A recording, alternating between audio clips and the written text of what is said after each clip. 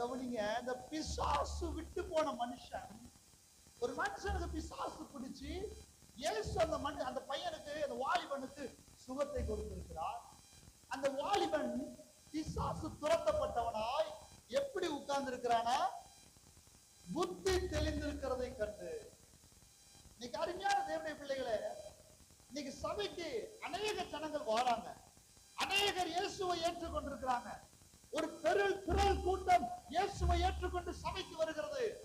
ஆனால் ஒரு சிலர் மாத்திரம்தான் அந்த ஸ்திரீயை போல, வஸ்திரத்தின் ஓரத்தை தொட்ட அந்த ஸ்திரீயை போல சபையிலே சுகத்தை பெறுகிறார்கள், சபையிலே அற்புதத்தை காண்கிறார்கள்.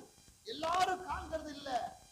ஏன் தெரியுமா? வசனம் சொல்லுகிறது, புத்தி தெரியணுமா. என்ன தெரியணும்? புத்தி தெரியணும். அல்லேலூயா. இன்னைக்கு ஞானஸ்தானம் எடுத்தாலும் சரி, அபிஷேகம் பெற்றாலும் சரி, என்ன தெரிய மாட்டுக்கு? என்ன தெரிய மாட்டேங்குது? தேவ பிள்ளைகளுக்கு புத்தி தெரிய மாட்டேங்குது. இந்த பிசாச துரத்துற வாலிபன் ஆண்டவர் செய்த முதல் காரியம், அவன் புத்தியை தெளிவுபடுத்தினார். அல்லேலூயா. நீங்க வேதத்துல வாசிக்கலாம், இந்த கெட்ட குமாரன் சம்பவத்தை ஆண்டவர் சொல்லும் போது, அந்த கெட்ட குமாரன் தகப்பனை விட்டு பிரிந்து போய் கஷ்டப்பட்டு பண்ணி மேய்ச்சி தவுட்ட தின்னு அவனுக்கு ஒரு சம்பவம் நடந்ததா. என்ன நடந்தது? புத்தி தெளிந்த போது. அல்லேலூயா. புத்தி தெளிந்த போது அந்த தகப்பனை நோக்கி பார்க்க. பண்ணி மேய்க்கும் போதுதான் சிலருக்கு புத்தி தெரியுது. அல்லேலூயா. சிலருக்கு புத்தியை தெளிய வைக்கணும்னா ஆண்டவர் எதை மேய்க்க வைக்கிறாரு? பண்ணிய மேய்க்க வைக்கிறார். அல்லேலூயா.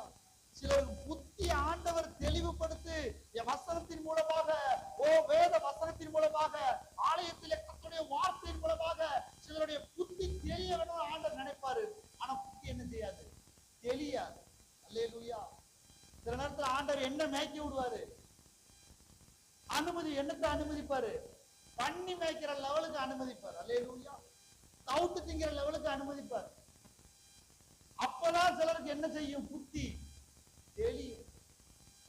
ஆண்டவர் அந்த பிள்ளையை அழிக்கணும், அந்த பிள்ளையை அப்படி விட்டுறணுங்கிறது என்ன இல்ல. எப்படியாவது என் பிள்ளைக்கு புத்தி தெளிஞ்சிடாதா, என் பிள்ளை என்ன நினைச்சிட மாட்டானா? செல்வந்தனாய் வாழ்ந்த மகன் அப்பாட்ட இருந்து சொத்தை புடுங்கிட்டு நீங்க உலகத்துல போய் நல்லா செலவழிச்சு நல்ல ஜாலியா வாழ்ந்து எல்லாம் காலியாகி பூஜ்ஜியமான உடனே பண்ணி மேய்க்கான். என்ன மேய்க்கான்? பண்ணி மேய்க்கான். பணக்கார வீட்டு பிள்ளையா இருந்தவன் அப்பாட்ட சண்டை போட்டு ஓடியாச்சு. பண்ணி மேய்ச்சி தவுட்ட திங்கும் போதுதான் என்ன வருது? என் அப்பா வீட்டுல வேலைக்காரங்களுக்கு கூட நல்ல சாப்பாடு இல்லை, என் அப்பா வீட்டுல வேலைக்காரன் கூட நல்ல சாப்பாடு சாப்பிடுவானே, ஐயோ நான் தவுட்ட திங்கிறேனே. விஞ்ஞான தேவப்பிள்ளையே, ஆண்டவர் செய்யக்கூடிய முதல் காரியம் என்ன தெரியுமா? ஆண்டவரை ஏற்றுக்கொண்டிருந்தாலும் சரி, ஆண்டவரிடத்துல ஞானஸ்தானம் பெற்றிருந்தாலும் சரி, அபிஷேகம் பெற்றிருந்தாலும் சரி, தெளிய வேண்டிய காரியம் தெளியலனா ஒரு பிரயோஜனம் கிடையாது. அல்லேலூயா. இன்னைக்கு சுவாபம் தெளியணும், ஜென்ம சுவாபம் சாகணும், புத்தி தெளியணும். அல்லேலூயா. கர்த்தர் நல்லவர். வசனம் சொல்லுவது தொடர்ந்து வாசிங்க. 1 பேதுரு 5வது அதிகாரம் 8வது வசனம். 1 பேதுரு 5வது அதிகாரம் 8வது வசனம். எப்படி இருக்கணுமா? வசனம் சொல்லுது, தெளிந்த புத்தி உள்ளவர்களா இருக்க. ஆண்டவருக்கு தேவை எப்பவுமே தெளிந்த புத்தி. அல்லேலூயா. எதை செய்யணும் எதை செய்யக்கூடாதுன்னு தேவக்குள்ள அறிந்திருக்கும். கர்த்தருடைய வசனம் வரும்போது கர்த்தர் இது எனக்காய் சொல்லுகிறார், நான் அவரிடத்துல அர்ப்பணித்து என்னை தாழ்த்தி நான் ஜெயத்தை பெற்றுக் கொள்வேன். ஒரு தேவக்குள்ள நினைக்கணும், புத்தி சிந்திக்கணும். அல்லேலூயா. அல்லேலூயா. அது கடினமான வார்த்தையா இருக்கலாம், ஆசீர்வாதமான வார்த்தையா இருக்கலாம், தேற்றுகிற வார்த்தையா இருக்கலாம். கர்த்தருடைய வார்த்தை எப்பேற்பட்ட வார்த்தையா இருந்தாலும் ஒரு தேவ பிள்ளை தெளிந்த புத்தியோடு கூட அதை நினைக்கணும், கேட்கணும். அல்லேலூயா. கர்த்தர் நல்லவர். இந்த பேதுருவை குறித்து கூட சொல்லப்பட்டிருக்கிறது,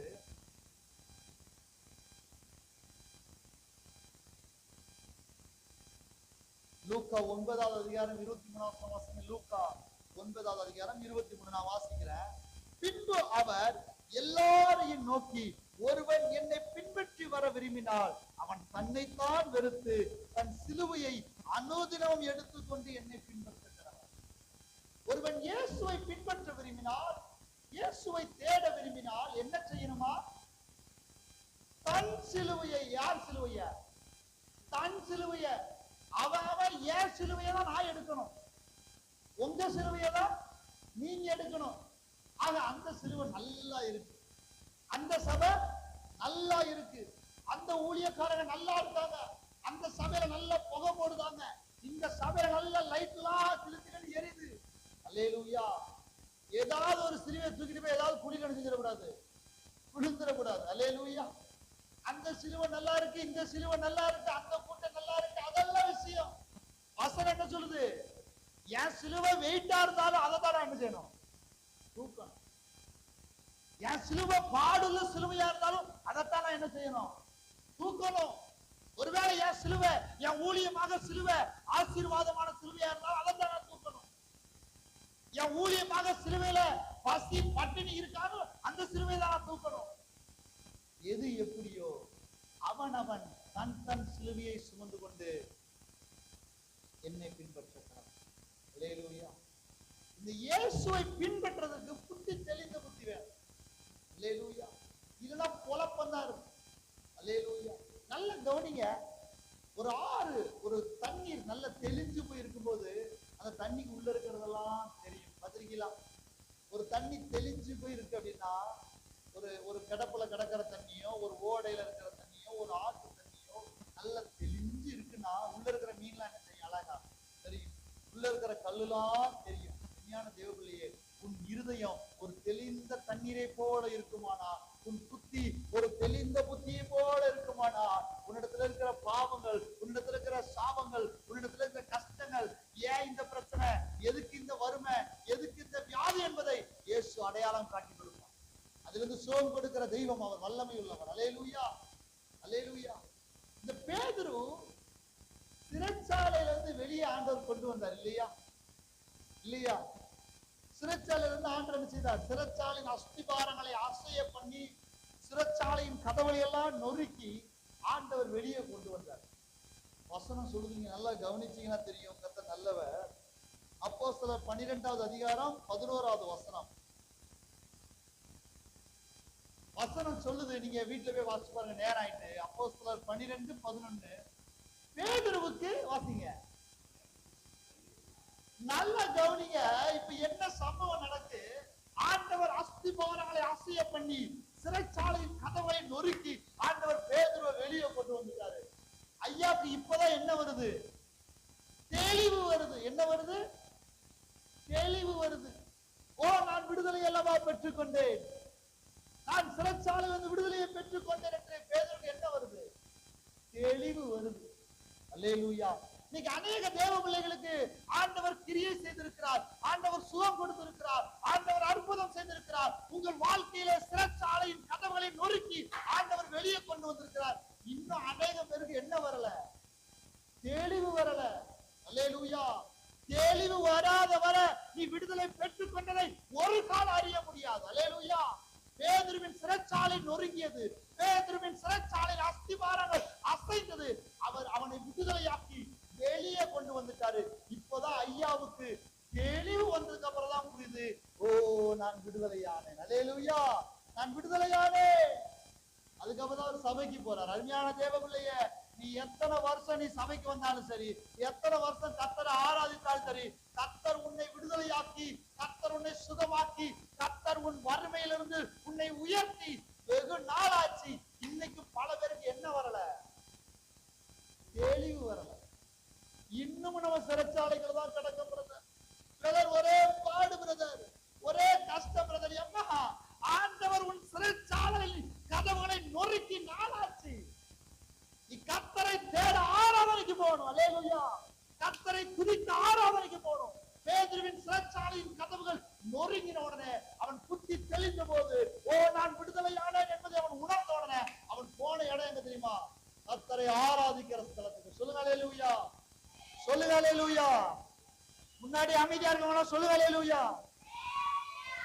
புத்தி தெளிந்த போது கெட்ட குமாரன் தன் தகப்பனை பார்க்க போனான். அல்லேலூயா.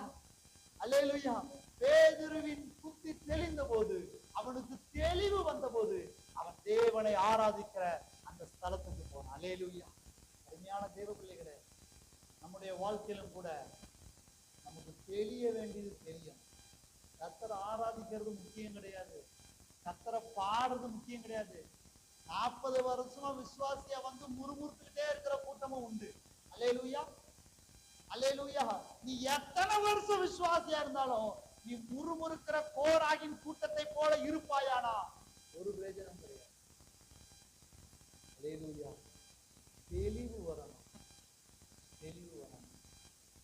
ஞான தேவர்களே, அந்த தாயார் பெற்ற சுகத்தை போல இந்த வஸ்திரத்தின் ஓரத்தை தொட்டு விசுவாசித்தவளே நீ பாக்கியவதி என்று வசனம் சொல்லுகிறது. ஆண்டவர் சொன்னார், நீ திடன்கொள், உன் விசுவாசம் உன்னை ரட்சித்தது. ஞான தேவர்களே,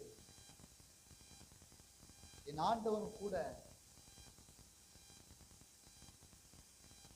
லூக்கா 9வது அதிகாரம் 52வது வசனத்தை வாசிங்க. 9 அதிகாரம் 52. ஒருவனுக்கு புத்தி தெரியும் போது ஆண்டவர் என்ன பண்ணுகிறாரா? வாசிங்க. தமக்கு முன்பாக தூதர்களை அனுப்பினார், அவர்கள் போய் அவருக்கு இடத்தை ஆயத்தம் பண்ணினார்கள்.